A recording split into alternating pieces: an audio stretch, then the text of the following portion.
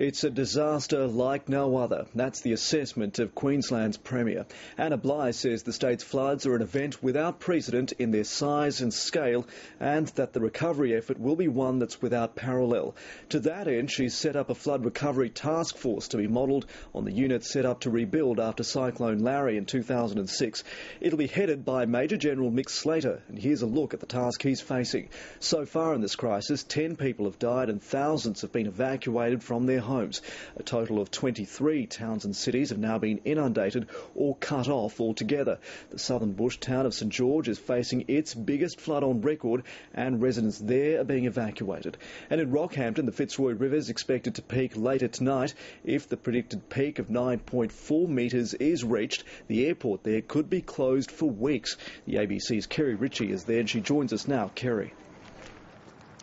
Well, I'm down on the riverbank and this is the biggest attraction. Locals have been coming down here to have a look at the flood marker.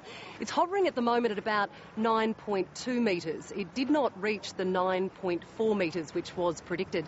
But with thunderstorms on the way, local authorities believe it's only a matter of time.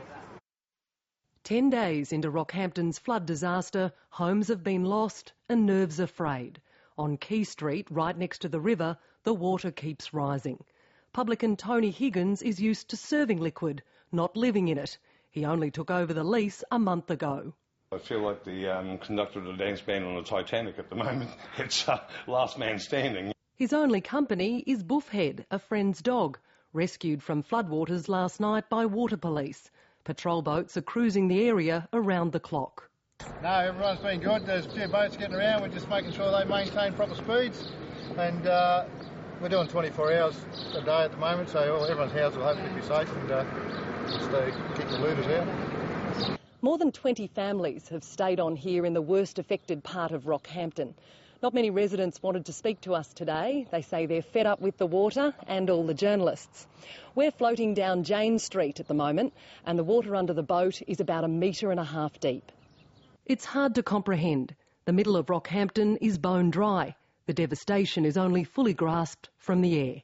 To the best of my understanding, we have the equivalent of 1 or 2 Sydney harbours of water flowing past Rockhampton on a daily basis. The recovery centre at the showgrounds is filling up. Locals can receive a cheque instantly and can sit down and talk about their troubles. We've got hardly any clothes. We've got like half a suitcase of that. Yeah, it's pretty hectic. And, you run out of, stock and stuff like that, so you need a lot of help. Supplies of canned food and long-life milk are running low, but the major supermarkets say their trucks are on the way.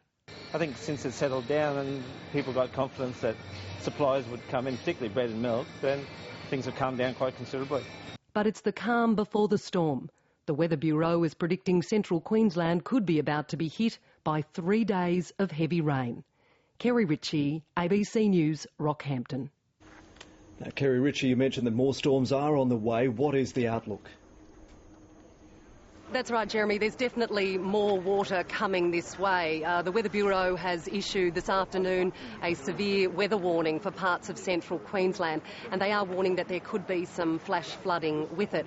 Rockhampton could get rain right up till Saturday, and there's falls all across the place, 100 mils here, 50 mils there.